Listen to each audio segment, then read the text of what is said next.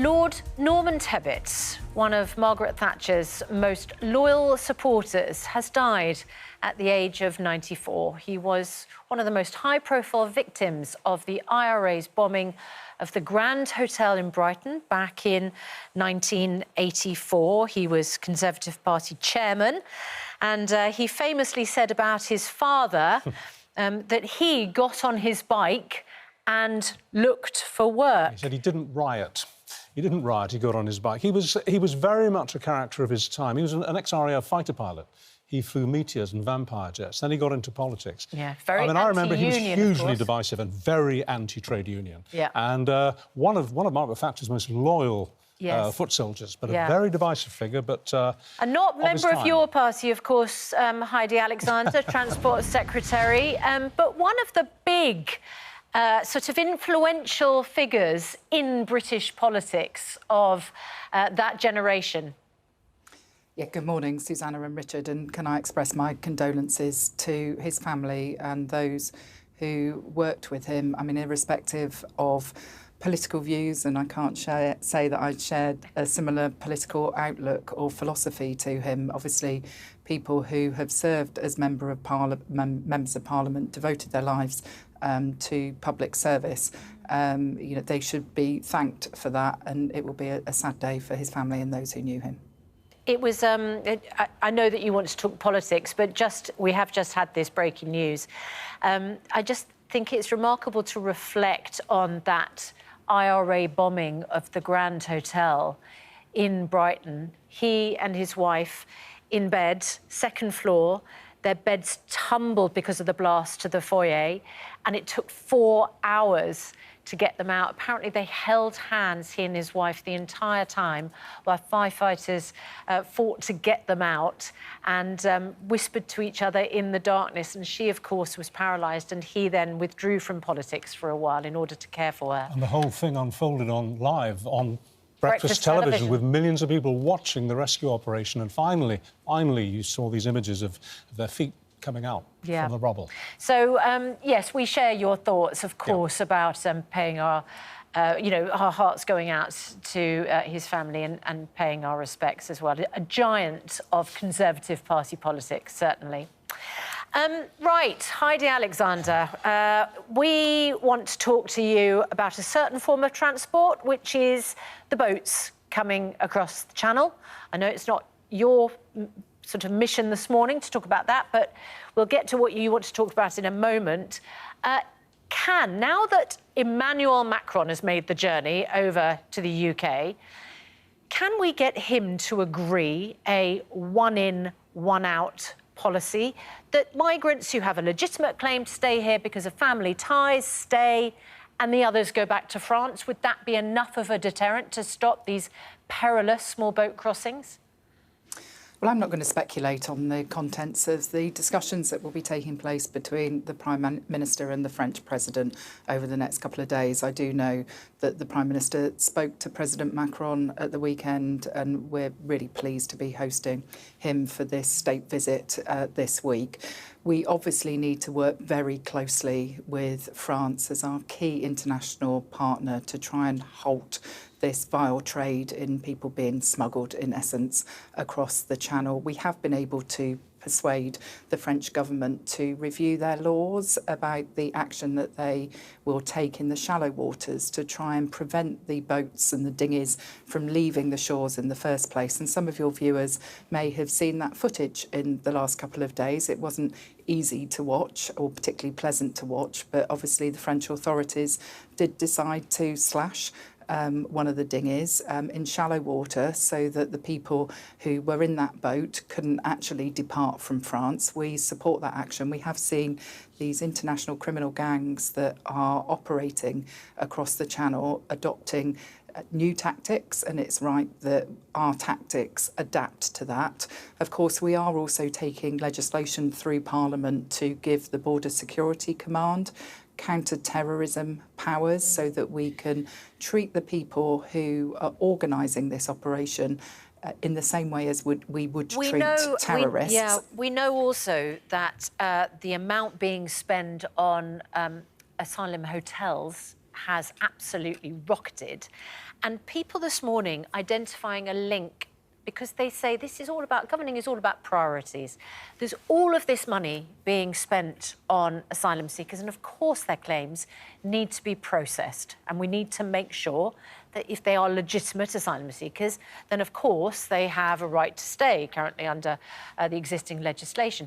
But we also have this absolutely shocking report on child poverty. And the Children's Commissioner this morning saying, please lift the cap on benefits for families currently limited to children. And you could lift so many people, 500,000 children out of poverty if you did that.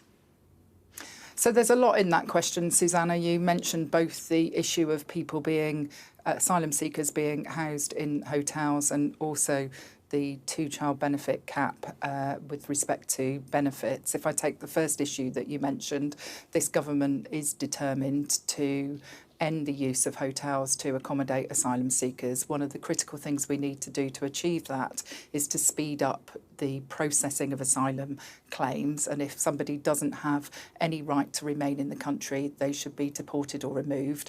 Of course, we have removed 30,000 people in the last year who don't have any right to be here. That's a 12% increase on the previous 12 months. And we have recruited more caseworkers and senior caseworkers in the Home Office to crack through that backlog of asylum claims that we inherited from the previous government. On the second question that you raise about the two-child cap on benefits, I think this is a really thorny issue, if I'm honest. I speak to people in my constituency in Swindon who aren't in receipt of benefits, but who are people on modest incomes.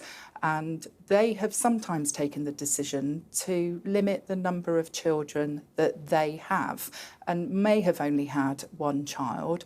And so the government is looking in the round at how we reduce child poverty, because as the Education Secretary Bridget Phillipson has said, it will be the moral mission of this government to crack down on child poverty. We're already taking action. So things like the rollout of free school meals to everyone who's in receipt of universal credit, that will benefit 500,000 Yeah, but the Children's Commissioner is specifically talking about lifting the cap. So are you saying no? Or maybe.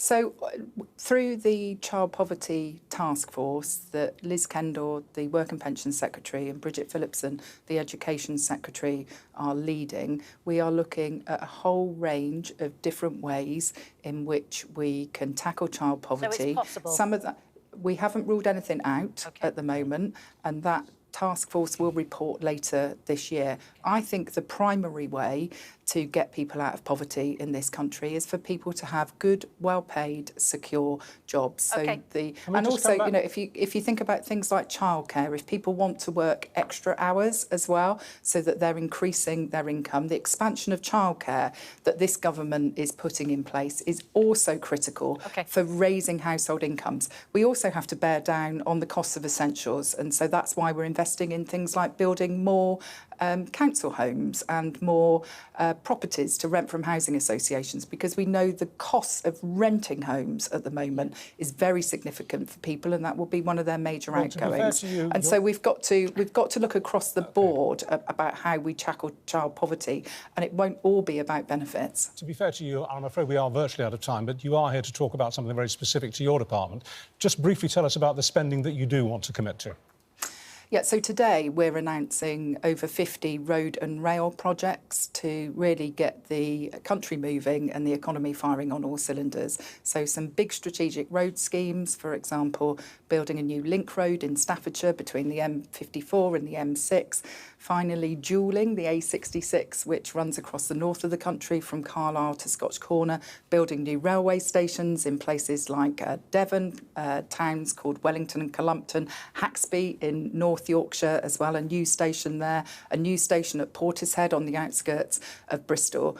We see these sorts of investments as the way in which to unlock new homes and new development sites, because you can't have roads that are snarled up if you're building new housing, and also making sure that when we build new homes, people have really good access to public transport and can easily get into places of employment. Well, thank you for putting that succinctly. As someone who's used the A66 on many an occasion on that stretch and cursed it, I hope that succeeds quickly.